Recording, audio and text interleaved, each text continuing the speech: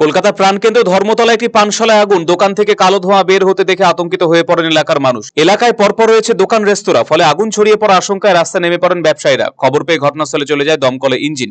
যুদ্ধকালীন তৎপরতায় আগুন নিয়ন্ত্রণে আনতে শুরু করেছে দমকল বাহিনী।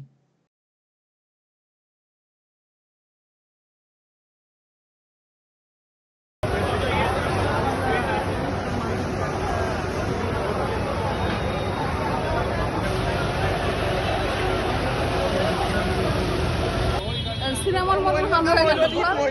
হ্যাঁ সিনেমা আমি ঘর দেখছি ধোঁয়ায় ভরে গেছে। বাপরে ভাগে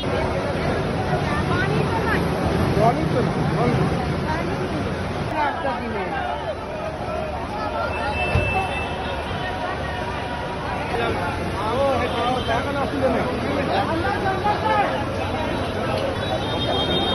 রুমটা আমাদের উপরে এইটাই রুম হয়েছে।